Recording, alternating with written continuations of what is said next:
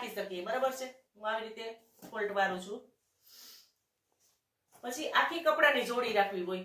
હવે આ લેગીસ છે તો એના આરે આપણે એને આ ટી શર્ટ પહેરાવું છે બાળકને, તો ટી શર્ટને આવી રીતે સાથે ફોલ્ટ વાળી અને આ લેગીસ હોય છે એની અંદર જ રાખી દેશું। આમ સરસ ભલે આમ થોડુંક બહાર રહેશે પણ આવી રીતે રાખી દેશો તો થપ્પીમાં રાખી દેશો તો એને ઉપર છે એટલે આખી જોડી જ આવશે। આવી રીતે રાખી દેવાનું।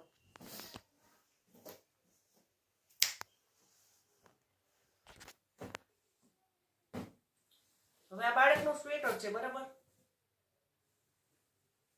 આ બાળકનું સ્વેટર છે સ્કૂલનું, એ સ્કૂલેથી આવશે એટલે ઉલાડી દેશે, બરાબર છે। તો એને પણ હું ફોલ્ટ વાળીને જ રાખું છું સરસ મજાનું આવી રીતે। હવે એ ફોલ્ટ વાળી આવી રીતે રાખી પછી આ ટોપી છે એને આ રીતે હું ગળકાવી દઉં છું। આ ટોપીને હવે આવી રીતે કરીને હું રાખી દઉં છું સરસ મજાની। જો ફોલ્ટ વળી ગયો છે, હવે આ સ્વેટરમાં એનો બેલ્ટ આવી રીતે બેલ્ટ રાખી દઉં છું। પછી એના મોજા રાખી દઉં છું। આવી રીતે એના મોજા પડ્યા હોય તો મોજા પણ આમ રાખી દઉં છું। એનો શર્ટ, એની ચડ્ડી, સવારનું જે સ્કૂલે જવાનું હોય એને તૈયાર થવાનું હોય એ બધું જ હું રાખી દઉં છું। આમાં આવી રીતે પેક કરી રાખી દઉં એટલે એને સવારમાં એને તૈયાર થવું હોય તો સીધું જ આજુ પાડવાનું રહે, બરાબર છે। ને ખાલી શૂઝ જ એક લેવાના રહે, બાકી એને તૈયાર થવાનું બધું આમાં આવી જાય। શર્ટ, ટી શર્ટ જે આમાં પહેરાવતા હોય એ બધું આવી જાય છે બાળકને। જો આમાં બેલ્ટ હોતું હું તો આ રાખી દઉં છું।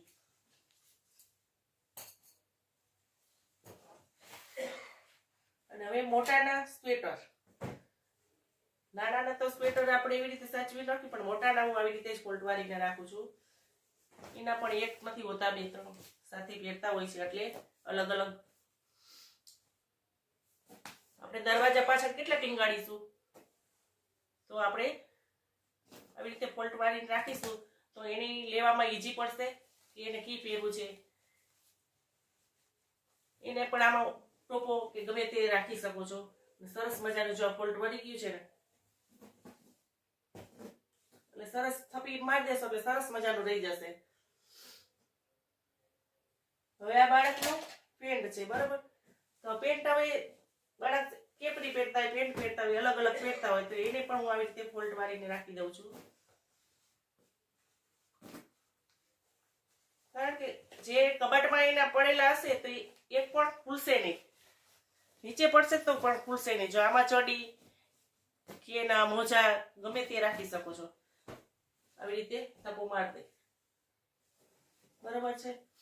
હવે તમે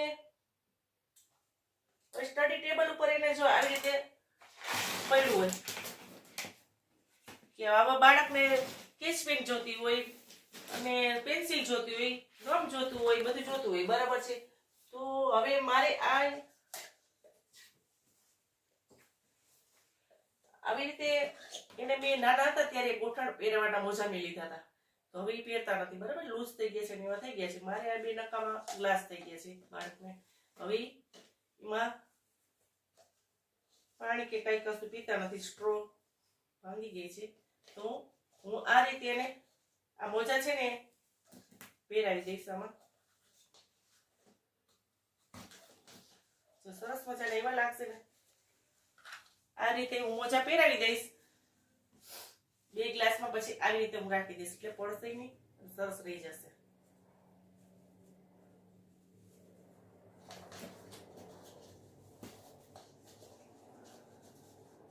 ડિઝાઇન સરસ છે અને સરસ મજાના જ આવી રીતે રહી જશે 2 ગ્લાસ સરસ મજાના। અને હવે હું આવી રીતે છે ને એને કેચ પેનું છે, 1 ગ્લાસમાં કેચ પેનું એવું રાખી દઈશ, તરત બાળક ગોતી લેશે કે આમાં કલર છે, બરાબર છે। આ ગમ છે, પછી કેચી છે, આવી રીતે બધું રાખી દે એટલે બાળક ફટાફટ ગોતી લે। હવે એકમાં પેન્સિલ ને એવું રાખીશું, આમાં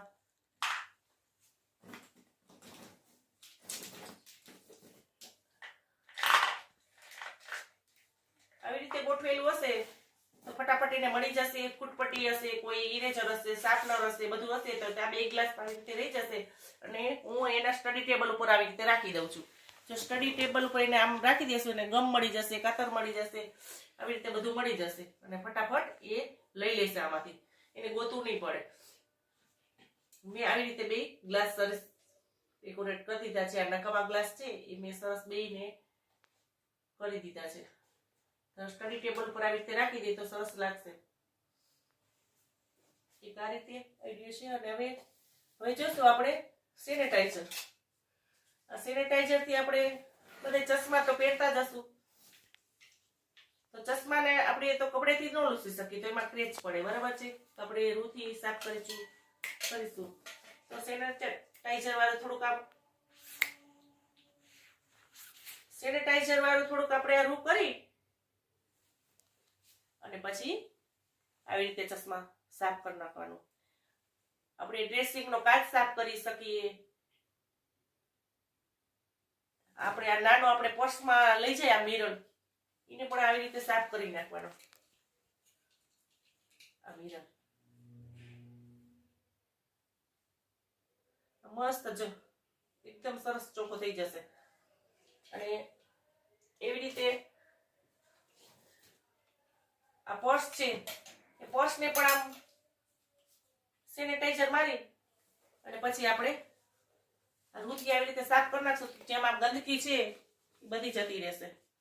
આમાં માટી હોય છે અને આ લેધરનું છે એટલે તમે સેનેટાઈઝર છાંટીને તમે આ સાફ કરશો એટલે મસ્ત એકદમ સરસ સ્મેલ આવશે અને સરસ ચોખ્ખું પણ થઈ જશે એકદમ આવી રીતે.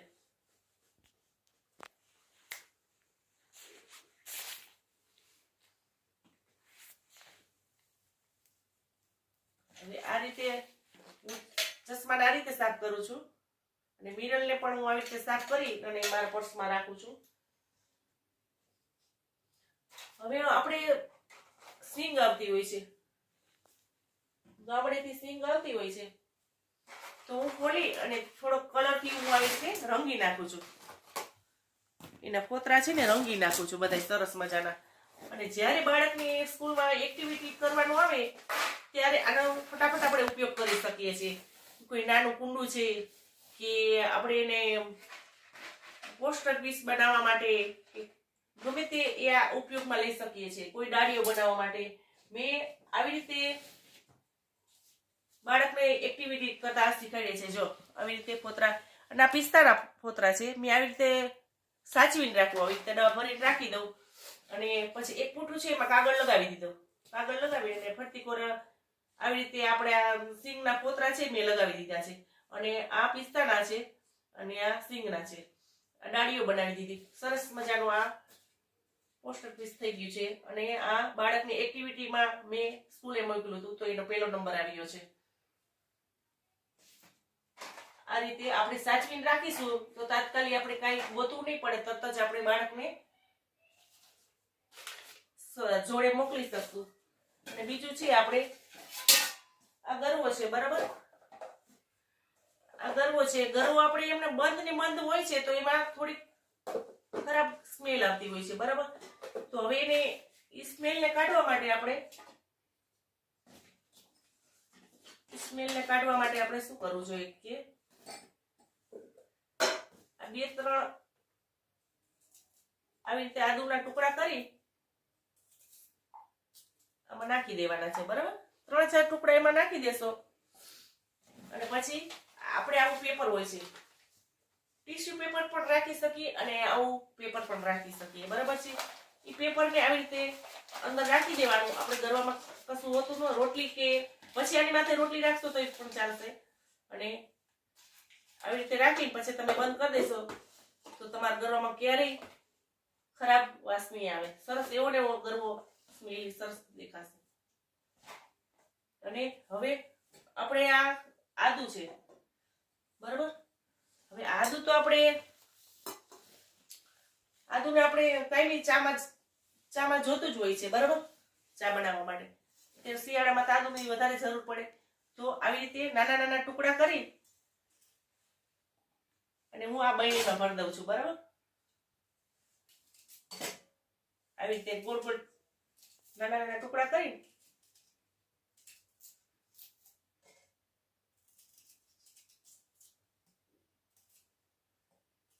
થોડું આદુ છે નકર હું આખી બહેણી ભરી લઉં છું. આવી રીતે નાના નાના ટુકડા કરી ફ્રીઝરમાં રાખી દઉં છું. પછી આ એર બહેણી હોય એમાં ભરી આવી રીતે રાખી દેવાનું. જ્યારે આપણે ચા બનાવવો હોય ત્યારે એક ટુકડો કાઢી અને ખમણીને આપણે ચામાં નાખી દેવું. તો બીજું આપણે કટાઈ નહીં કરવું પડે, ખોટો ટાઈમ નહીં બગડે. એટલે આટલો ટુકડો આપણે ચામાં નાખી અને બનાવી નાખી અને આવી રીતે રાખશું તો આદુ પણ બગડશે નહીં, એવું ને એવું રહેશે. જાજો ટાઈમ સુધી આ આદુ એમને એમ રહેશે. હવે કઢી પત્તા બરાબર.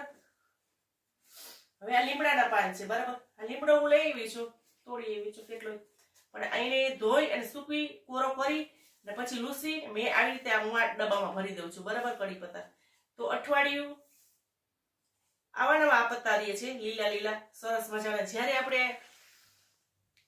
શાક કે દાળ કે ગમે તે વઘારવું હોય તો આપણે ડબ્બો ખોલી અને તરત જ 2 પાંદડા આમાંથી લઈ લેશું અને આપણો ટાઈમ પણ બગડશે નહીં અને તરત જ આમ પેક કરીને તમે ફ્રીજમાં પાછું રાખી દેશો તો એવું ને આ લીમડો અઠવાડિયા સુધી તો તમારે લીલો છમ ને છમ રહેશે સરસ મજાનો. ગૃહિણીઓ માટે કેટલી ટિપ્સ સારી છે, કેટલો સમય આપણો બચી જાય છે. અને આ છે બટેકું. હવે આપણે તાત્કાલિક કોઈ મહેમાન આવ્યા હોય તો આપણે બટેકાને બાફવા હોય બરાબર. તો બટેકાને બાફવા હોય તો આપણે એને કાપા કરીને નથી, કાપા કરીને તો હાલો બાફી શકીએ ફટાફટ, પણ એને કાપા નથી કરવાના. કે આપણે છરી છે કે કોઈ આપણે કેવા ચમચી મેગીની ચમચી છે એ આપણે આવી રીતે કાણા પાડી નાખશું સેજામાં કાપા કરી આખા બટેકામાં. પછી કુકરમાં તમે નાખીને બાફી નાખશો તો ફટાફટ બફાઈ જશે અને એકદમ સરસ બટેકું થઈ જશે. હું એવી રીતે આ ટિપ્સ થી બટેકા બાફું છું. એટલે જો ચીરા કરીને બટેકા બાફી છે તો એને બહારનો ભાગ કાળો પડી જાય છે એટલે બાળક ખાતા નથી. તો હું આવી રીતે બટેકા બાફું છું કાળા કરીને. હવે આ બોટલ હોય છે બરાબર. હવે એને સાફ કરવી હોય તો આપણે સરસ મજાના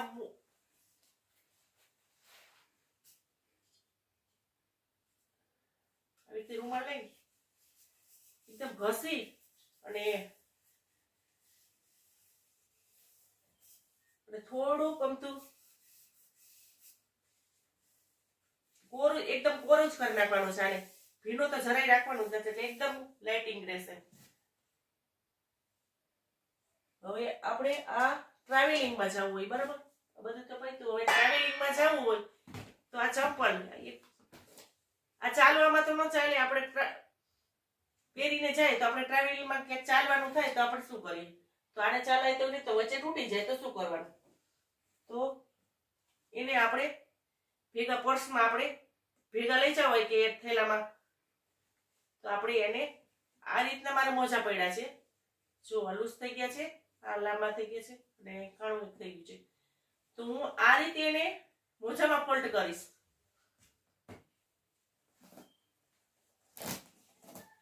આવી રીતે મોજામાં ફોલ્ડ કરી સરસ મજાને જામ પેક કરી દેવાના. વધે ની અંદર જવા દેવાનું. આવી રીતે હું 2 ચંપલ ફોલ્ડ કરી લઈશ. જો ગમે ત્યાં જાશું અને ઠેલો ખોલશું તો આવી રીતે મોજામાંથી ચપ્પલ નીકળશે તો ખાલી ચપ્પલ એમને કાઢશું તો કે ચપ્પલ ખરાબ લાગશે. અને આવી રીતે ચંપલ કાઢશું તો સરસ મજાના ચંપલ પડ્યા રહેશે અને એમાં માટી નહીં ચડે. અને આવી રીતે બેગમાં રાખી શકશો. બેગમાં સીધા તમે પાછળનું ખાંડ હોય ખાંડામાં રાખી દો એટલે તમારે સરસ પડ્યા રહે. બાળકના છે શૂઝ હોય કે નાના મોટાના બધાને આવી રીતે ફોલ્ડ કરી શકીએ. ચંપલનું ખાનું છે અમારું, એ ચંપલના